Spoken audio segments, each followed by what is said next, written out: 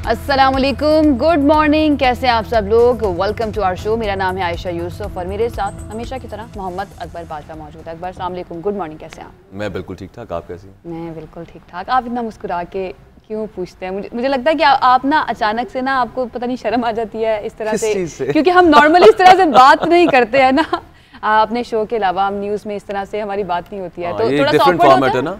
हाँ, इस वजह से बहरहाल आज है 17 फरवरी और बुध का रोज़ है और दिन का आगाज़ जो है वो बिल्कुल रूटीन के मुताबिक हुआ है। वैसे ही बहुत ज़्यादा फॉग थी रास्ते में आते हुए और कुछ खबरें जो हैं वो आई हैं कि पंजाब भर में क्योंकि धुंध के डेरे हैं तो काफ़ी एक्सीडेंट्स भी हुए हैं जिसकी वजह से काफ़ी लोगों की जाने गई हैं। तो प्लीज़ अपना ख्याल रखें, जल्दी छट जाए, धुंध जल्दी चली जाए। 20 तारीख तक का वक्त दिया गया है कि 20 तारीख तक धुंध जो है थोड़ी कम हो जाएगी और 20 तारीख को एक बड़ा ही इंपॉर्टेंट इवेंट जो है वो भी शुरू होने जा रहा है, PSL सीज़न 6। तो उसके लिए तैयारियां भी ज़ोरों शोर से जारी हैं और उसके बाद जिस दिन हम आएंगे 20 तारीख को तो आगाज़ होगा, तो हमारी भी एनर्जी जो है ना वो पहले भी हो जाए।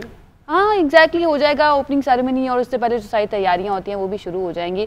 तो डेफिनेटली बड़ा ही मज़ेदार और बड़ा ही हैपनिंग होने वाला है ये वाला इवेंट जो है PSL 6 है, क्योंकि काफ़ी अर्से के बाद पाकिस्तान में इस तरह की कोई एक्टिविटी जो है वो आने वाली है। आज के टॉपिक्स क्या है जी? एजेंडा आज स्टार्ट करते हैं। कल जो ज़िमनी इलेक्शन था और 3 सीट्स थी, उन पे अब तकरीबन गैर हतमी गैर सरकारी नतीजा आ गया है। रिजल्ट तो वही रहेंगे, सिर्फ वोट्स का थोड़ा सा नंबर ऊपर नीचे होंगे। और वैसे तीर चला है सिंध में और JUI वहाँ पर बलूचिस्तान में, और ये पहले वही सीट्स हैं जो पहले पीपल्स पार्टी के पास थी, पीपल्स पार्टी ने रिटेन की हैं, और जो सीट JUI के पास थी वो JUI ने रिटेन की है। ज़िमनी इलेक्शन में अब होता यूजुअली ये है कि समझा जाता है कि जिस जमात की हुकूमत है उस सूबे में उसी को लोग वोट देते हैं यूजुअली, और यही हुआ है यहाँ पे भी। एग्जैक्टली बिल्कुल ऐसे ही है। तो और ये एक्सपेक्ट भी किया जा रहा था कि इसी तरह का कोई नतीजा निकल सकता है, लेकिन कल कुछ और भी हुआ ना इस इलेक्शन के दौरान कि हलीम आदिल शेख साहब जो है उनकी गिरफ्तारी हो गई और उन पर अब FIR भी दर्ज हो गई है। इस वक्त भी वो पुलिस की हिरासत में है और आज उन्हें इंसदाद दहशतगर्दी अदालत में पेश किया जाएगा। इस पर डिटेल से बात करेंगे। इसके साथ साथ ओपन बैलेटिंग से मुतालिक जो सदारती रेफरेंस है उसकी आज एक मरतबा फिर से सुप्रीम कोर्ट में समाअत होगी। कल भी इलेक्शन कमीशन हुकाम पेश हुए थे और काफ़ी जो है दिलचस्प मुकालमे जो हैं चीफ जस्टिस और उनके दरमियान हुए थे इलेक्शन कमीशन हुकाम के दरमियान, और काफ़ी तजावीज़ भी अब आ रही हैं। कि इलेक्शन कमीशन ऑफ पाकिस्तान में ना इंटरनेट नहीं है।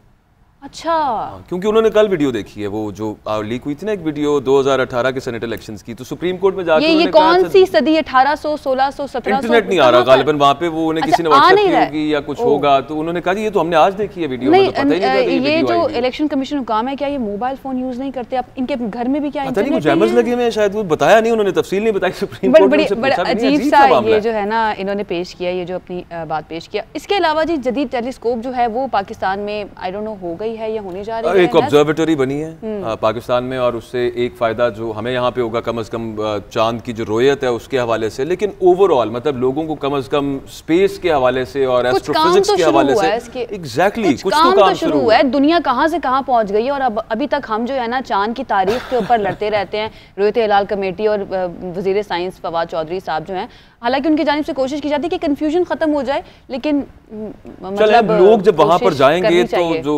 कारे जहां की जो दराजी है, जो अलामा इकबाल ने कहा था कि कारे जहां दराज है, तो अब वो लोग देख सकेंगे, एटलीस्ट ऑब्जर्व कर सकेंगे। वेस्ट में तो आपको पता है ना वो हबल टेलीस्कोप पता नहीं कब का एग्जैक्टली दहाइयां गुजर गई हैं, उस स्पेस में गए हुए, जेम्स वेब टेलीस्कोप है, पता नहीं क्या क्या इमेजेस आ गए हैं, कहां पहुंच गए। इवन बड़ी खैर ये बहुत अच्छी बात है कि चलें यहाँ पे भी एक ऑब्जर्वेटरी कायम हो गई है और इससे लोग जो हैं कम से कम इंडिया है, आप ये देखिए वो कहां पर पहुंच गया है। हालांकि उनके कई मिशन नाकाम भी हुए, लेकिन एटलीस्ट वो कोशिश कर रहे हैं। यहाँ पर तो अभी तक कोशिश ही उस तरह से शुरू नहीं हुई थी। तो आगाज कर लेते हैं जी अपने पहले टॉपिक से, उसके बाद अपने बाकी टॉपिक्स पर भी बात करेंगे। और वैसे कहा जाता है कि ज़िमनी इलेक्शन को किसी सियासी जमात के मकबूल या गैर मकबूल होने का पैमाना नहीं माना जाता, लेकिन इलेक्शन के बाद जो जीतने वाली जमात होती है वो यही कहती है कि हम बहुत ज़्यादा मकबूल है। आपको याद होगा पाकिस्तान तहरीक-ए-इंसाफ को कहा जाता था कि बहुत ही ज़्यादा मकबूल जमात है, लेकिन उसके बाद वो इलेक्शन हार जाते थे। फिर ये कहा जाता था कि उनके सपोर्टर्स हैं, वोटर्स नहीं हैं, तो वो मकबूल होने के बावजूद थी। जब बाय इलेक्शंस हुए थे, मुझे अभी भी याद है, जो पंजाब में खास तौर पे PMLN कहती थी कि ये इतने पॉपुलर नहीं है और देखिए हम जीत गए, वो वही सीट्स होती थी यूजुअली कि जो पहले PMLN के पास होती थी और फिर दोबारा PMLN उनको रिटेन करती थी। तो ज़िमनी इलेक्शन जो है वहाँ पे भी वोटर हुक्मरान जमात को चूज करते हैं यूजुअली, उन्हें ये होता है कि हमारे काम निकलते रहेंगे, तो फंड वैसे अब तो फंड मिल भी नहीं रहे, लेकिन फिर जीत भी जाए, बन भी जा रहा है कि नहीं, तो हुकूमत तो चेंज नहीं हो जाएगी ना। तो उनकी कोशिश यही होती है कि जो ऑलरेडी इस वक्त हुकूमत में उन्हीं को वोट देते हैं और शायद उम्मीद लगा लेते हैं कि शायद इससे हमारे कोई तरक्याती काम ये भी है आशा। वैसे ये दोनों जो कराची की जो सीट्स हैं, यहाँ पे जो एक बलोच साहब है, दूसरे जाम साहब हैं, ये दोनों खाली हुई थी कि जो पीपल्स पार्टी के 2 लेजिस्लेटर्स की डेथ हुई थी, तो उस वजह से उन्हीं के आगे रिश्तेदार हैं और अब वो दोबारा उन्होंने वो सीट रिटेन कर ली है। फिरदौस शमीम नकवी साहब हमारे साथ लाइन पर मौजूद हैं, पाकिस्तान तहरीक इंसाफ के सीनियर रहनुमा। बहुत शुक्रिया सर, आपने वक्त दिया है। पीपल्स पार्टी ये कह रही है, बिलावल भुट्टो साहब के ट्वीट पे सबसे पहले जरा रिस्पॉन्ड कर दीजिएगा। वो कहते हैं कि जिस तरह से पीटीआई को यहाँ पे हराया है, सेनेट इलेक्शन में भी हम बड़ी जबरदस्त शिकस्त देंगे। तो किस तरह देखते हैं आप इस बयान को? जी, पहली चीज ये है कि वो अपनी जीती हुई सीट के ऊपर और अपनी हुकूमत के नीचे इलेक्शन करा के नाजा हो लें इससे कि अल्ताफ हुसैन भी इसी तरह नाजा होते थे कि एमक्यूएम को कोई नहीं हरा सकता। जिस दिन फेयर इलेक्शन होगा उस दिन बात करेंगे। अच्छा, आप ये कह रहे हैं कि फेयर इलेक्शन नहीं हुआ है कल, ज़िमनी इलेक्शन जो हुआ है? मैं समझता हूँ कि पाकिस्तान के अंदर तो कुछ भी इलेक्ट्रिकल रिफॉर्म्स की जरूरत है, जिसको पीटीआई की हुकूमत इंशाल्लाह सेनेट में मेजॉरिटी लाने के बाद लाएगी। वो इस वक्त इस मुल्क का हर इलेक्शन के ऊपर सवाल उठाते हैं लोग, और जब तक ये काम अमेरिका में होता है तो अमेरिकन कांग्रेस आप देख लीजिए, दुनिया के महज़ब ममालिक में इलेक्शंस के प्रोसीजर्स के ऊपर तमाम पार्टी का इत्तेफाक होता है। इस वक्त पाकिस्तान की सूरत हाल ये कि जो भी इलेक्शन होता है वो धांधली ज़्यादा होता है। मैं आपको एक धांधली की मिसाल दे देता हूँ, मलीर के इलेक्शन की। साहब, यही इल्ज़ाम तो जो अपोजिशन है वो लगाती है ना पाकिस्तान तहरीक इंसाफ पर कि 2018 में जो इलेक्शन हुए थे वो धांधली ज़दा थे, इसलिए आपकी अक्सरियत है। इस पर आप क्या कहेंगे? फिर वो भी क्या धांधली ज़दा थे? और आपके नाजरीन को समझाने के लिए कि सिस्टमेटिक धांधली कैसे होती है, वो एक मिसाल कल के इलेक्शन की दे देता हूँ कि ये कॉन्स्टिट्यूंसी में 65% शहरी आबादी में, 35% दही आबादी में। ठीक, ये इलेक्शन इतवार के दिन क्यों नहीं रखा गया और मंगल के दिन क्यों रखा गया? ये इलेक्शन जब मंगल के दिन रखा जाएगा तो आपने लोकल हॉलीडे तो कर दी, सिटी और नेशनल हॉलीडे तो नहीं थी। और फिरदौस साहब, ये यहाँ पे आप वोट दे तो इस बात आप देख सकते हैं कि आपका पॉइंट यहाँ पे आ गया सर, लेकिन आप क्या इलेक्शन कमीशन ऑफ पाकिस्तान पे इल्जाम लगा रहे हैं? जी, मैं इलेक्शन कमीशन ऑफ पाकिस्तान पे बाकायदा इल्जाम लगा रहा हूँ कि non professional attitude and partisan attitude. तो किसी को भी एतबार नहीं है इलेक्शन कमीशन ऑफ पाकिस्तान पे। पीपल्स पार्टी कहती है वो आपके हक में रिग करते हैं, पीएमएलएन कह रही है कि वो फॉरेन फंडिंग का केस आपके बारे सही नहीं चला रहे, सुप्रीम कोर्ट उनकी सरजनिश कर रही है, आप भी उनके खिलाफ हैं। तो फिर कुछ कीजिए इसका इलेक्शन कमीशन ऑफ पाकिस्तान का, अगर आप सबको एतबार नहीं। पहले ब्रदर मोहतरम, मैंने क्या बात कही कि सेनेट के अंदर इंशाल्लाह जब मेजॉरिटी आ जाएगी तो हम नई कानून साजी इस सिलसिले में जरूर करेंगे। ठीक है। अच्छा, ये बता दीजिए फिरदौस साहब, हलीम आदिल शेख साहब आपकी गिरफ्तार हैं, अब क्या मजीद कशीदगी बढ़ती हुई देख रहे हैं सिंध और वफाक में, या फिर कोशिश की जाएगी कि बातचीत के जरिए इस मामले को हल कर लिया जाए? जी, पहली चीज तो ये है कि बिल्कुल गैर कानूनी काम किया है हुकूमत सिंध ने, इसलिए कि पाकिस्तान का आईन कानून ये कहता है कि किसी पार्लियामेंटेरियन को अरेस्ट नहीं किया जा सकता बगैर स्पीकर की इजाजत के। ठीक है, ये इन्होंने कैसे अरेस्ट किया? स्पीकर ने तो कोई इजाजत नहीं दी। दूसरी चीज है कि इनको अरेस्ट किस केस में किया गया? इन्हें कहा नक्शे अमन, जब उनका फार्म हाउस तोड़ा जा रहा था। क्या उनका फार्म हाउस कानूनी तौर पे तोड़ा जा रहा था या गैर कानूनी तौर पे तोड़ा जा रहा था? इससे कि अभी तो सिंध हाई कोर्ट ने कंटेम्प्ट के नोटिस इशू किए हैं गवर्नमेंट ऑफ सिंध को। अगर वो कानूनी तौर पे तोड़ रहे होते तो कंटेम्प्ट के नोटिस क्यों इशू करता है? इसके माने स्टे था तभी तो। ठीक है, बिल्कुल ठीक है। नहीं, अगर इतना स्ट्रॉन्ग केस है हलीम आदिल शेख साहब का तो ये एफआईआर भी क्वाश हो जाएगी कोर्ट से, वो भी इतना कोई इशू नहीं है। लेकिन आपकी मौजूदगी का फायदा उठाते हुए सर, ओवरऑल बड़े एतराज़ात हैं आपकी पार्टी के अंदर, और इस पर नजरसानी भी की, बाकायदा एक हंगामी इजलास बुलाया इमरान खान साहब ने फैसल वाडा साहब के हवाले से। आपका इस पर क्या मौक़िफ़ है, जो सेनेट टिकट उनको मिला? मैं ये समझता हूँ कि आप देखिए कि पाकिस्तान तहरीक इंसाफ वो जमात है जिसके अंदर रिएक्शन जब आता है तो उसका चेयरमैन उसको अपनी डिसीजन को रिव्यू करता है। और उसके बाद फैसला करता है। मैं समझता हूँ हर निज़ाम और प्रोसेस में इम्प्रूवमेंट की ज़रूरत है, लेकिन पार्टी यूनाइटेड है। जो फैसला चेयरमैन का होगा उसी के मुताबिक इंशाल्लाह वोटिंग होगी, और हमारी जो आपस की अंदरूनी आइडियोलॉजिकल बैटल्स चलती रहती हैं वो चलती रहेंगी, लेकिन डिसिप्लिन के मामले में आपको कोई भी झोल नजर नहीं आना चाहिए। ठीक है, बहुत शुक्रिया। फिरदौस शमीम नकवी साहब हमारे साथ मौजूद थे। चलें, एक हो गई है कि वो कह रहे हैं कि जो चेयरमैन साहब का फैसला होगा उस पे ही अमल दरामद किया जाएगा। ये भी क्लियर हो गया कि इलेक्शन कमीशन से कोई खुश नहीं है। इलेक्शन कमीशन से कोई खुश नहीं है। और एक और बात वो कह रहे थे कि एक अरकान वो नाराज हो जाता है कि उनको गिरफ्तार किया गया। फिरदौस साहब कह रहे थे तो ये गैर कानूनी है। कल चीफ जस्टिस साहब के ये रिमार्क्स थे कि इलेक्शन कमीशन के पास ये इख्तियार है कि वो इलेक्शन को शफाफ बनाने के लिए जो भी करना चाहे वो कर सकता है, यानी कि उसके अंदर। और कल यही बात हो रही थी ना कि जिस वक्त आयशा वहाँ पे आप गनमैन लेके घूमेंगे और बड़ा ऑटोमेटिक असला और इतने बड़ी बड़ी बंदूकें पकड़ के इलेक्शन कमीशन अगर ना करता कुछ तो फिर इलेक्शन कमीशन पे इल्जाम लगता है। फिर वहाँ पे फायरिंग भी हो तो लोग तो टेरराइज होते हैं ना, उसी से तो एंटी टेररिज्म की वो आपने उस दफा लगाई है। बिल्कुल ऐसे ही है, टेरराइज कर रहे हैं आप वहाँ पर लोगों को। चलो दूसरी साइड भी शायद कर रही हो ऐसे ही। अब जो है देखते हैं कि आज जब अदालत में वो पेश होते हैं तो फिर क्या सारी सूरत हाल बनती है। आगे बढ़ जाते हैं और दूसरे इलेक्शन की बात कर लेते हैं जो कि आने वाला है 3 मार्च को। और इसके बारे में शेख रशीद साहब ने बड़ी ज़बरदस्त बात की है, पेशगोइयाँ बड़ी वो करते हैं। कहते हैं कि 4 मार्च के बाद पाकिस्तान के अंदर सियासी तौर पर जो है ना एक सुकून आ जाएगा। उसके बाद ये जो गहमा गहमी और ये जो बयानबाजियाँ वो तो खैर चलती रहेंगी, लेकिन सुकून हो जाएगा, वो ये कहते हैं। अच्छा, सेनेट इलेक्शन की जो बात हम कर रहे हैं, अब कल सुप्रीम कोर्ट में बड़ी इंपॉर्टेंट हियरिंग थी आयशा। उसमें जो चीफ जस्टिस साहब ने जो क्वेश्चंस पूछे चीफ इलेक्शन कमिश्नर से, ठीक है माना कि बैलेट का मतलब ही ये होता है कि वो खुफिया रहे, लेकिन कम अज कम इलेक्शन कमीशन के पास तो ये इख्तियार होता है कि वो बाद में उसको शनाख्त करते हैं। हाँ, अब उसने काबिल शनाख्त होने की बात की। अब दिलचस्प बात यहाँ पे ये मरियम नवाज साहिबा ने जो ट्वीट की है, अब वैसे वो कहते हैं कि जी इदारों को हुकूमत दबाव में लेके आती है, जो वीडियो लीक की गई या वीडियो लीक हो गई उसकी टाइमिंग ये थी, इदारों को दबाव में लाने की कोशिश की। आप तो डायरेक्ट ट्वीट करके टारगेट कर रही हैं सुप्रीम कोर्ट ऑफ पाकिस्तान को कि जी इनका कंधा इस्तेमाल ना करें, वरना वो वर्ड यूज करती हैं रैथ, गैज़ो गज़ब, अवाम का गैज़ो गज़ब आ जाएगा अगर आपने ये करने की कोशिश की। मतलब पहले एक जगह पे कहते हैं कि ये होना चाहिए, मतलब इन्होंने चार्टर ऑफ डेमोक्रेसी में इस चीज़ पे आपस में इत्तेफाक किया कि होना चाहिए यूं कि आप वो बैलेट ओपन कर दें। आपको याद है ये जो कैपिटल हिल पर हमला हुआ था, एक ट्वीट के जरिए ही वहां पर लोगों को इश्तियाल आया था, और उसके बाद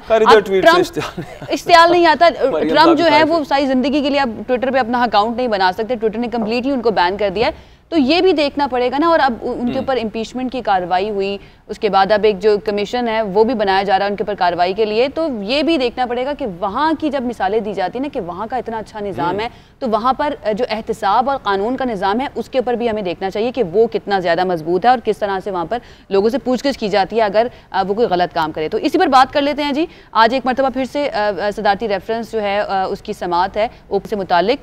तो क्या सूरत हाल कल रही और आज क्या होने जा रहा है, और हम क्या एक्सपेक्ट करें कि इसका नतीजा क्या निकल सकता है। हमारे साथ साबिक secretary election commission Kanwar Dilshad साहब मौजूद हैं।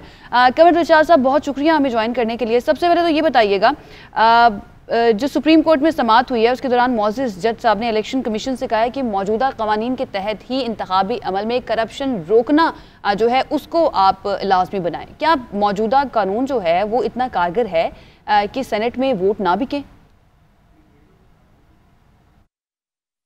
असूली तौर पर इलेक्शन कमीशन ऑफ पाकिस्तान के जो कानून हैं, जो इलेक्शन एक्ट 2017 है उसका सेक्शन 167 और 168 बड़ी इम्पॉर्टेंट, बड़ी अहमियत के हामिल हैं। इन दोनों सेक्शनों में लिखा हुआ है कि जी करप्ट प्रैक्टिस और उसके साथ साथ करप्शन, फिर उन्होंने लिखा है ब्राइबरी, इसके साथ साथ उन्होंने कहा है कि अगर आपने किसी इलेक्शन में भी आपने अगर लेन देन किया है, करप्शन की है, पैसे की हॉर्स ट्रेडिंग की है या इन्फ्लुएंस किया है, तरगीब की है, लालच दिया है, धमकाया गया है, तो उसके तहत इन सेक्शनों की जो मैंने हवाला दिया है 167 और 168 उनके खिलाफ कार्रवाई की जा सकती है। लेकिन बार मामला ये होता है कि ख्वाह सेनेट का इलेक्शन हो या कौमी असम्बली के इलेक्शन में तो बाकायदा इलेक्शन ट्रिब्यूनल मुकर्रर किए जाते हैं, वहाँ बाकायदा तमाम रिकॉर्ड चेक किया जाता है, काउंटर फाइल चेक किया जाता है, बैलेट पेपर चेक किए जाते हैं। लेकिन ये नहीं मालूम होता कि उन्होंने किसको वोट दिया है। वो सिर्फ ये देखते हैं कि कायदे के मुताबिक आपका बैलेट पेपर जो है वो कास्ट हो गया है। अब सेनेट का इलेक्शन बड़ा सेंसिटिव मामला है, इसमें बड़ा महदूद मामला होता है। इसमें अगर वोटर जो है वो अगर जो इलेक्शन में हिस्सा ले रहा है या जो कंटेस्ट कर रहा है उसके साथ वो लेन देन करता है, वो खुफिया तरीके से लेन देन होते हैं, किसी आम तौर पर दुबई में बैठ के भी मामले तय होते हैं या कि अपने घर के ड्राइंग रूम में फैसले होते हैं। तो इसकी जो करप्ट प्रैक्टिस तो शामिल है, लेकिन इसको साबित करना कि इन्होंने पैसा लेकर वोट कास्ट किया, ये इंतहाई मुश्किल तरीन मरहला है। ये दोनों आदमी के माबैन एक खुफिया एक ट्रीटमेंट या खुफिया माहदा होता है जिसके तहत वो पैसों का लेन देन करते। लेकिन हमारे यहाँ सेनेट में ये बीमारी जो आई है ये तकरीबन 2 या 3 दिहाई से चले शुरू हो गई है कि इसमें के पैसा का लेन देन होता है। इसमें हमारी सियासी पार्टियों का बड़ा अमल दखल है। इसमें सबसे बड़ी अहम बात यह कि वो ऐसे शख्स को टिकट देते हैं जो अरबपति होता है, जिसका पार्टी की खिदमात नहीं होती, उसकी खिदमात ये होती उसका बैंक बैलेंस कितना है, उसका कारोबार कितना है। ये तमाम सियासी पार्टियों ने यह वतीरा बनाया हुआ है कि ऐसे शख्स को वो टिकट देते हैं जो उनके पार्टी के फंडिंग भी देता है और उनका तमाम अखराजात भी बर्दाश्त करता है। तो ये भी एक रोकथाम करनी पड़ेगी कि ऐसे शख्स को टिकट दिया जाए जो इंतहाई ईमानदार, दयानतदार और माशरे में उसका मुकाम हासिल हो। लेकिन हमारी सियासी पार्टियां इसके मुताबिक काम नहीं करती, जिसकी बना पर ये करप्शन जो है ये इसका रास्ता खुला रहता है। लोग कहते हैं जब आपने अरबपति को टिकट दे दिया तो फिर हमें भी जो है उसके साथ साथ वो लेन देन करते हैं। तो ये प्रॉब्लम जो हमारी पेश आई है ये 93 के बाद शुरू हुई है। पहले आमतौर पर सेनेट के इलेक्शन में लेन देन का कोई जिक्र नहीं होता। बिल्कुल सही। अच्छा सर, ये भी बताइए कि चीफ जस्टिस साहब ने रिमार्क्स दिए थे, उन्होंने कहा था कि जब वोट कास्ट हो जाता है उसके बाद वो खुफिया नहीं रह सकता। तो इस हवाले से इलेक्शन कमीशन के जो कवानीन है वो क्या कहते हैं कि अगर काबिल शनाख्त बनाना हो बैलेट पेपर को तो उसके लिए कोई आईनी तरमीम करना होगी या इन्हीं लॉज में अगर चेंजेस हो जाएं तो काम चल जाएगा? वोट डालने के बाद उसकी तो शनाख्त नहीं हो सकती ना। आपको ये तो नहीं मालूम होता कि उसने आपको जो है किस शख्स को जो है वोट दिया है। मामला ये होता है अब सेनेट के इलेक्शन में बाकायदा एक कैंडिडेट का तो नाम होता है लेकिन वोटर का जिक्र तो नहीं होता। वोटर आप किसी को निशान लगा देता है, 1 2 3 4 5 प्रायोरिटी से या आगे तक 14 प्रायोरिटी होती हैं। लेकिन अगर वो प्रायोरिटी के तहत अगर वो अपना एक नंबर 1 जो है वही सबसे बड़ी अहमियत का हमल होता है, number 2 priority, second priority, third priority, fourth priority. लेकिन अब ये तो नहीं मालूम होता है कि उसने नंबर अपना किसको निशान लगाया है। अब वो तो कैंडिडेट की लिस्ट बनी होती है, उसके आगे उसने 1 लिखना होता है। अब उसके मुताबिक ये नहीं मालूम होता कि उसने किसको वोट दिया। अब अगर जब ये वोट कास्ट भी कर देंगे, इलेक्शन कमीशन उस वोट को चेक भी करेगा तो फराजैन के तहत भी चेक करेगा, तो ये तो नहीं मालूम होगा कि उसने किसको वोट दिया है। तो इसकी तो ये बड़ा मुश्किल तरीन मरला होता है कि शनाख्त तो बरकरार रहती है, जब शनाख्त बरकरार नहीं रहेगी तो वो इलेक्शन ही वाइड हो जाएगा। तो इसलिए ये मामला जो है ये टेक्निकल पॉइंट हो है और इस पर हमारी सुप्रीम कोर्ट ऑफ पाकिस्तान जो वाज़ा एक हदायत जारी करेगी, लाइन ऑफ एक्शन देगी, तो मुमकिन है कोई रास्ता इसके लिए बन जाए कि आइंदा हार्ड स्टडी ना हो। लेकिन उसकी जो शनाख्त है, उसकी जो सिक्रेसी है वो बरकरार रहती है। और इसका सबसे बड़ा अहम पहलू मैं अर्ज करूँ कि हमारी ऑनरेबल चीफ जस्टिस साहब भी देख रहे होंगे या हमारी सुप्रीम कोर्ट भी देख रही हो गई, तो हमारा जो इलेक्शन एक्ट 2017 का सेक्शन 178 जो है वो बिलखसूस सेनेट के लिए है। उसमें लिखा हुआ है कि आपने वोट की राजदारी को बरकरार रखना है। अगर आप वोट की बैलेट पेपर की राजदारी नहीं रख सकेंगे तो वो पेपर जो है, बैलेट पेपर जो है वो कालअदम हो जाएगा, मनसूख हो जाएगा, रिजेक्ट हो जाएगा, मुस्तरद हो जाएगा। तो ये तो उसकी तो राजदारी तो हमेशा रखी जाती है। इसका तो मामला जो है राजदारी पर ही है सारा सेनेट का इलेक्शन। अच्छा कंवर साहब, चीफ इलेक्शन कमिश्नर ने अदालत को कल ये बताया कि इलेक्शन कमीशन को जो वीडियो स्कैंडल है, जो वीडियो है उसका पता ही नहीं था और वीडियो उन्होंने कल देखी है सुप्रीम कोर्ट में खड़े होकर। क्या ऐसी बातों से ये तासुर नहीं उभरता कि हमारे इदारे जो हैं वो गैर संजीदा हैं और मसाइल जो हैं उस तरह से वो ना हल कर पाते हैं और लगता है ऐसे कि नजरें चुरा रहे हैं मसाइल से? जो वीडियो आई है पेशावर के बारे में, जो बड़ी 2018 की वीडियो है और हुकूमत ने उसको अभी चंद दिनों में या चंद हफ्तों पहले इसको उन्होंने रिलीज़ किया, इंकशाफ किया, अपना ऑन एयर किया है, उसके वफाकी वज़रा ने किया है। तो इस पर उन्होंने प्राइम मिनिस्टर साहब ने एक पार्लिमानी कमेटी मुकर्रर कर दी। लेकिन हमारी नज़र में ये है कि इसको पार्लिमानी कमेटी के ये फ़राइज़ में शामिल नहीं है, ये इलेक्शन कमीशन ऑफ पाकिस्तान को रेफरेंस आना चाहिए था। अगर वफाकी हुकूमत इलेक्शन कमीशन ऑफ पाकिस्तान को अपना ये एक रेफरेंस भिजवा देती है, साथ वीडियो, ऑडियो, डॉक्यूमेंट, तमाम जितना रिकॉर्ड है वो पेश कर देती, तो ये पर एक केस बन जाता वफाक का और इलेक्शन कमीशन का। लेकिन अब ये मामला चला गया है, एक सियासी पार्टी ने इलेक्शन कमीशन से रजू किया है और इलेक्शन कमीशन पर कार्रवाई कर रहा है। अब इलेक्शन कमीशन ऑफ पाकिस्तान को भी इंडियन इलेक्शन कमीशन को फॉलो करते हुए अपनी पूरी ताकत इस्तेमाल करनी चाहिए, और वो जो इसके अंदर मुलव्वस है वह किसी भी हैसियत से हों उनको तलब करना चाहिए।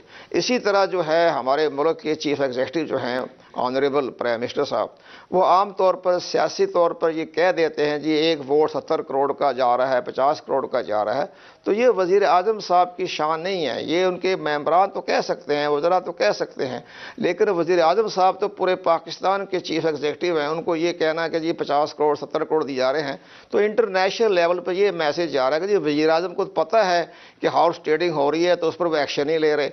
तो ये मामला बड़ी अहमियत का हामिल है। साथ साथ प्राइम मिनिस्टर साहब जो हैं वो अपनी सादगी में या अपनी आवाम को बताते हैं कि मुझे भी अरबों रुपए की ऑफ़र हुई है, तो फिर इलेक्शन कमीशन का ये फ़र्ज़ बनता है आइन के इलेक्शन एक्ट 2017 का सेक्शन 167 और 178 के तहत कि वो ये बताएं कि जनाब आप हमें बताएं कि आपका ये लेन देन कहाँ से हो रहा है, तो फिर भी एक मामला तय हो जाएगा। लेकिन बहरहाल अब ये जो बहुत बड़ा अहम फैसला आने वाला है, ये इलेक्शन कमीशन पाकिस्तान जो है ये पेशावर का जो वीडियो आई है, इस पर इलेक्शन कमीशन पाकिस्तान एक इंतहाई ठोस बुनियादों पर कार्रवाई करने का इरादा रखता है। बिल्कुल ठीक। अच्छा ये भी बता दें सर लास्टली कि कोई ऐसा लॉ मौजूद है कि इलेक्शन कमीशन जो पैसे के जोर पर सेनेटर्स बने हैं उन्हें डी नोटिफाई कर सके? देखो जी, इलेक्शन कमीशन पाकिस्तान के जब बारे जब नज़र आ रहा है तो इनके इख्तियारात तो अभी खुल के सामने आ गए हैं, और ये मौजूदा चीफ इलेक्शन कमीशनर साहब की जो टीम है, मेंबर इलेक्शन कमीशन है, उन्होंने अपना एक सही मैनों में मैंडेट इस्तेमाल करना है। और चीफ जस्टिस पाकिस्तान ने जो आज उनको कहा है कि तरीका बताएं, तो हम तरीका ये हो सकता है जो हमारी नज़र में कि आप जो वोटर्स हैं उनसे एक हलफनामा ले लें। आप हलफनामा ले लें कि आपके हमने कहीं भी हमने लेन देन नहीं किया, हमने करप्ट प्रैक्टिस नहीं की है, और हमने हाउस ट्रेडिंग नहीं की है, हमने करप्शन नहीं की है। इसी तरह ये एक हलफनामा तैयार करके वो उसको हलफनामे पे दस्तखत करवा लें वोट कास्ट करने से पहले। अब अगर बाद में कोई ऑडियो वीडियो आ जाती है तो जो मेंबर जिसने वोट कास्ट किया है तो उसको डिस्क्वालीफाई ताहयात किया जा सकता है। साबिक सेक्रेटरी इलेक्शन कमीशन कमर दिलशाद साहब हमारे साथ मौजूद थे। लेकिन अगर मुझे लगता है सिर्फ हल्फनामे से मसला हल तो नहीं हो जाएगा, क्योंकि ये हल्फ लेकर ही अरकान असेंबली बनते हैं और वहां पर जाकर जब करप्शन, खास तौर पर जो प्रेफरेंसेस वाली बात कर रहे थे ना कि एक ये तो नहीं कि एक ही जगह पे उन्होंने वोट लगा दिया, वो तो प्रेफरेंसेस होती हैं, तो बड़ा पेचीदा सा मामला। देखते हैं कहाँ पे जाता है ये। खैर एक ब्रेक ले लेते हैं, ब्रेक लेते हैं, उसके बाद वापस आएंगे तो कुछ दीगर अहम टॉपिक्स हैं उन पर बात करेंगे। हमारे साथ रहिए। कुछ स्टोरीज ऐसी होती हैं कि उनको उनके आगाज़ से पहले ना कुछ गाने आपके जहन में आ जाते हैं, जैसे कि हमारी स्टोरी जो है ना वो ज़रा आसमान, सैयारों, चांद, सितारों के बारे में है। तो 14वीं का चांद हो या चलो दिलदार चलो चांद के पार चलो। और अब मुझे लगता है कि उसकी तैयारी जो है ना वो इंतजामिया की जानिब से कर ली गई है कि चलो चांद तक लेके नहीं जा रहे। ये गाने बड़े पुराने हैं, अब लेकिन तो पता नहीं कहां तक ऑब्जर्वेबल यूनिवर्स पहुंच गई है। एग्जैक्टली। और अब आप देख भी सकेंगे ना सिर्फ 14वीं के चांद को बल्कि पहली के चांद को भी और सितारों को भी, और जो भी इस वक्त जो है वो किया जा सकता है, जहां तक पहुंचा जा सकता है, जहां तक नजर पहुंच सकती है वहां तक आप देख सकते हैं। तो चांद और निज़ाम शमसी के दीगर सैयारों की जो नकलो हरकत है उसको देखने के लिए एक ऑब्जर्वेटरी जो है वो कायम की गई है। उसमें टेलीस्कोप है और वहाँ पर लोग जाकर ये देख भी सकते हैं। और बड़ी अच्छी बात यह है कि पाकिस्तान में बहरहाल इसके ऊपर काम शुरू हो गया अकबर, क्योंकि अगर हम पूरी दुनिया के साथ जो दीगर ममालिक है, इवन भारत जो है उसके साथ अपना मवाजना करें एस्ट्रोफिजिक्स में या स्पेस के बारे में जितना काम हो रहा है उसके बारे में, तो पाकिस्तान बहुत ज़्यादा पीछे है उस पर। जो उन्होंने वो तो खैर काफ़ी अच्छा काम कर रहे हैं और इंशाल्लाह पाकिस्तान भी अब चलें। देखिए देर आए दुरुस्त आए, तो बेहतर हो गया। ये जो मुशाहिदा का बनाई गई है, अब यहाँ पर लोग जा भी सकेंगे, लोग खुद देख भी सकेंगे। अब वो एक अच्छा एक्सपीरियंस होता है। वैसे तो आप दूर से सितारे सैयारे सब कुछ देख रहे हैं, लेकिन जब एक टेलीस्कोप से आप उसको करीब से देखते हैं तो फिर अंदाजा होता है कि बच्चों का रुझान भी, जब बच्चे जाएंगे उनका भी रुझान होगा और उनको भी होगा कि यार ये भी एक चीज है, पैदा होगी उनकी और भी, इसमें भी साइंसेस में, फिजिक्स में, और जो अपना करियर बनाया जा सकता है, इस पर काम किया जा सकता है, और जितने ज्यादा दिमाग होंगे उतना ज्यादा पाकिस्तान के लिए अच्छा होगा और इसमें ज्यादा काम भी हो सकता है। इसी पर बात कर रहे थे। पाकिस्तान साइंस फाउंडेशन के चेयरमैन डॉक्टर शाहिद बेग साहब हमारे साथ लाइन पर मौजूद हैं। डॉक्टर साहब बहुत शुक्रिया हमें ज्वाइन करने के लिए। सबसे पहले तो ये बताइएगा, जो ऑब्जर्वेटरी बनाई गई है इसके लिए अमला किस तरह का तैनात किया जाएगा, और इस ऑब्जर्वेटरी के बारे में जरा आगाह कीजिएगा, बताइएगा हमारे नाज़रीन को कि किस तरह की होगी। इस ऑब्जर्वेटरी में महकमा मौसमियात के जो एक्सपर्ट्स हैं वो होंगे, फिर Islamabad institute of science space technology के एक्सपर्ट्स होंगे, फिर ये पाकिस्तान साइंस फाउंडेशन से जो एक्सपर्ट्स हैं वो होंगे लोगों की रहनुमाई के लिए। और सहूलतें ये कि आम आवाम और जो हमारे स्टूडेंट्स हैं साइंस के या जनरल पब्लिक जो है वो वहाँ पे जा सकती है और इस ऑब्जर्वेटरी से सियारों की जो मूवमेंट है उसको देख सकते हैं। डॉक्टर साहब यहाँ पे ये ज़हन में आता है, ये चांद देखने वाला जो मामला है हमारा बहुत बड़ा मसला है। वैसे दुनिया के लिए तो कोई इतना बड़ा मसला नहीं, लेकिन चलें ये जो मुशाहिदा गाह बनाई गई है जहाँ पे ये जदीद तरीन टेलीस्कोप लगाया गया है, इससे कुछ इसके हल में मदद मिलेगी? शहरी खुद देख लें और पता चल जाए कि ये क्या इतनी बड़ी कमेटियाँ बनाने की ज़रूरत है, इतना लड़ने की क्या ज़रूरत है, तो ये किस हद तक हेल्पफुल होगी? जी, इस जदीद जो दूरबीन है इससे आम लोग भी देख सकते हैं। रुयत हलाल कमेटी के जो मेंबर हजरात हैं जिसमें उलमा होंगे, साइंसदान होंगे, महकमा मौसमियात के लोग होंगे, वो भी देखेंगे और आम आवाम भी देख सकते हैं। तो ये एक साइंसी तरीका है चांद को देखने का जो दुनिया के कई मुल्कों में इसको प्रैक्टिस किया जाता है। तो ये सहूलत फिर पाकिस्तान में भी होगी। तो किसी हद तक हर साल जो हमें एक मसले का सामना करना पड़ता है रमज़ान पे या ईद पे या किसी और नए इस्लामिक साल के मौके पर, तो ये मसला काफ़ी हद तक साइंसी बुनियादों पे हल हो जाएगा। अच्छा डॉक्टर साहब, किस जगह का इंतखाब किया गया है इस ऑब्जर्वेटरी के लिए, और क्या जो आलूदगी के बढ़ते हुए मसाइल हैं उस बारे में भी देखा जाएगा, उस हवाले से भी इसको मद्देनज़र रखा जाएगा? जी जी बिल्कुल, हमने माहौलियात को भी सामने रखा है और इस्लामाबाद में हमने काफ़ी सारी जो साइट्स हैं ये विज़िट की हैं। तो सबसे जो सूटेबल जगह है वो एक ऑलरेडी एक महकमा मौसमियात का एक टावर बना हुआ है H2 में, 71 मीटर इसकी हाइट है। तो पहला तो हमारा ये प्लान है कि इस ऑब्जर्वेटरी को हम उसके ऊपर लगा दें और वो उसकी जो जगह है या जो उसका जो लोकेशन है वो इतनी मुनासिब है कि दरमियान में कोई रुकावट नहीं है उसके, तो चांद को जो है वो बड़ा क्लैरिटी के साथ देखा जा सकता है। बिल्कुल सही। और जो विज़िट करने आएंगे वहाँ पे लोग, उनसे कोई फ़ी वगैरह वसूल की जाएगी, कितनी होगी, ये भी बता दीजिए। फ़िलहाल तो हमारा फ़ीस रखने का कोई इरादा नहीं है। तो हम तो यही चाहते हैं कि लोगों में एक साइंसी शऊर पैदा हो, जो हमारे साइंस के स्टूडेंट्स हैं, बच्चे हैं, जनरल पब्लिक है, उनमें शौक़ पैदा हो, अवेयरनेस हो। तो फीस हम फिलहाल इसमें नहीं रखेंगे। ठीक है, बहुत शुक्रिया। डॉक्टर शाहिद बेग साहब हमारे साथ मौजूद थे। और साइंस में लोग इंटरेस्ट लेना शुरू कर दें, स्पेशली मैं तो बच्चों के बारे में कहूँगी कि बच्चों को जैसा माहौल दिया जाता है बच्चे उसी को अडेप्ट करते हैं। तो एक नया जो दरवाज़ा है मैं कहूँगी उनके लिए ओपन हो जाएगा अगर वो यहाँ पर जाएंगे। और अपने बच्चों को लेकर जाइए और वहाँ पर दिखाइए कि इस दुनिया के अलावा और क्या क्या इस कायनात में मौजूद है, और फिर उनको डिसाइड करने दीजिए कि वो क्या करना चाहते हैं। यहाँ पर एक ब्रेक ले लेते हैं, ब्रेक के बाद जब वापस आएंगे तो बात करेंगे एक खास सवारी की। हमारे साथ रहिए। वेलकम बैक जी। अब बात करेंगे पेशावर में आजकल एक शाही सवारी की धूम है। पीछे से कुछ लगती है, आगे से कुछ लगती है, मतलब पीछे से आपको गाड़ी लग सकती है, आगे से आपको बाइक लग सकती है, बट क्या एग्जैक्टली है क्या ऐसा, ये मामला क्या है? यही हमने जानने की कोशिश की है। इस पर पैकेज तैयार किया गया है हमारे नुमाइंदे जुनैद आलम की जानिब से। पहले वो देख लेते हैं, उसके बाद वापस आएंगे तो जिन्होंने ये शाहकार बनाया है उनसे मुलाकात भी करवाएंगे अपने नाजरीन की। तो आइए देखते हैं रिपोर्ट, उसके बाद आपकी मुलाकात करवाते हैं।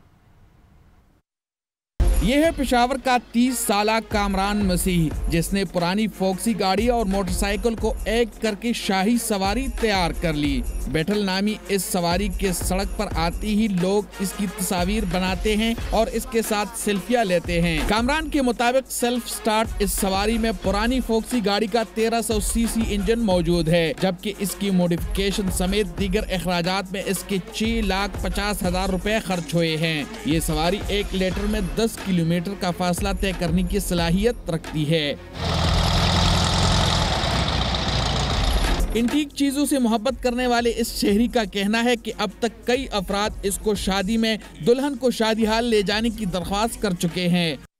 जी अकबर, देख लिया आपने, ये शाहकार तैयार किया गया है। तो जिन्होंने ये शाहकार तैयार किया है कामरान मसीह साहब, वो हमारे साथ आज मौजूद हैं, उनसे बात करते हैं। वैसे ये गाड़ी जब जा रही होती होगी, मतलब स्पेशली अगर किसी ने आगे से नहीं देखी तो वो 1950s और 60s वाली जो है ना वो फील आती है कि ना उस टाइम पे इस तरह की गाड़ियाँ हुआ करती थी। तो कामरान मसीह साहब, बहुत शुक्रिया हमें ज्वाइन करने के लिए। सबसे पहले तो ये बताइए कि इसको इन दो चीज़ों को, फॉक्सी कार और मोटरसाइकिल, इन दोनों को जोड़कर जो एक रिक्शा या शाही सवारी या जो भी आप इसको कहें, इसका ख्याल आपको कैसे आया?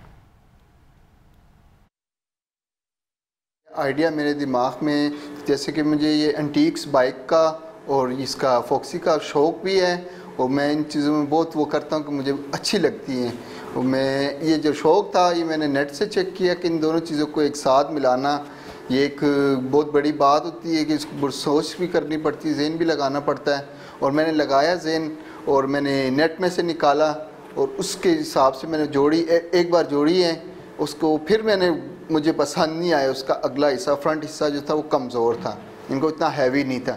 फिर मैंने उसको चेंज किया, उसको फिर मैंने दुबई स्क्रैप से नया हिस्सा मंगवाया और फिर वो लगाया मैंने उसमें। कामरान भाई, आप जब सड़क पे होते हैं और ड्राइव कर रहे होते हैं तो लोगों के रिएक्शंस क्या होते हैं? मेरे साथ सेल्फियाँ भी लेते हैं, मुझे अप्रिशिएट भी करते हैं कि ज़बरदस्त, बहुत अच्छी चीज़ बनाई है आपने। तो मैं इस चीज़ पे भी बहुत खुश होता हूँ कि चलें आगे भी मैं कोशिश करूँ कि और इससे भी और अच्छी चीज़, कोई एंटीक चीज़ निकालूँ। बिल्कुल, वो तो हम देख ही रहे हैं फुटेज में कि लोग आपकी सवारी को कितना ज़्यादा पसंद कर रहे हैं। ये बताइएगा कि आगे भी मज़ीद इरादा है कुछ इस तरह की नई और मुनफरिद सी गाड़ियाँ तैयार करने का? जी बिल्कुल, इरादा है मेरा और मैं कहता हूँ कि इस तरह की चीज़ें और भी तैयार करूँ अपने पाकिस्तान मुल्क के लिए भी। और ऐसे लोग जैसे कि बहुत से लोग हैं, मुझसे भी अच्छे लोग हैं जो टैलेंटेड हैं और इस काम को अच्छा समझते हैं, मुझसे भी अच्छा समझते हैं। तो मैं चाहता हूं कि जैसे मुझे देखकर उन्हें भी शौक़ आए, वो भी कुछ एंटीक चीज़ें तैयार करें और मुझे भी है कि मैं और भी बहुत सी चीज़ें को शौक़ रखता हूं। बहुत शुक्रिया। कामरान मसीह साहब हमारे साथ मौजूद थे और देखिए कितने मुनफरिद ख्यालात के साथ लोग एक्सपेरिमेंट्स भी करते हैं। 3 सीटर है, मुझे पूछना याद नहीं रहा है, 3 सीटर है 4 सीटर है? 3 सीटर ही लग रही थी मेरे ख्याल से। एक जो बाइक बनी है उसके पीछे बैठ सकता है और पीछे जो है ना 3 लोग बैठ सकते हैं। अच्छा, इसको मेरे ख्याल से ना ये लोग शादियों में भी लेके जाना पसंद करते होंगे। वो बता रहे थे ना कि हाँ, वो दुल्हन को वहाँ पे बारात पे ले जाने के लिए या मेहंदी मंगनी पे, आप भी ज़हन में रखें। वैसे ठीक है, वैसे मैं बड़ी शादी करने के हक में हूँ कि बिल्कुल सादे से घर में या मस्जिद में निकाह हो जाए, तो इसलिए आप परेशान मत होइए। बिल्कुल भी मैं अपने घर वालों के ऊपर बोझ बनना नहीं चाहूँगी। तो इसके साथ ही वक्त ख़त्म हो गया है हमारे शो का। कल एक मरतबा फिर से हाजिर होंगे कुछ नए टॉपिक्स के साथ। तब तक के लिए अपना ख्याल रखिए। अल्लाह हाफ़िज़।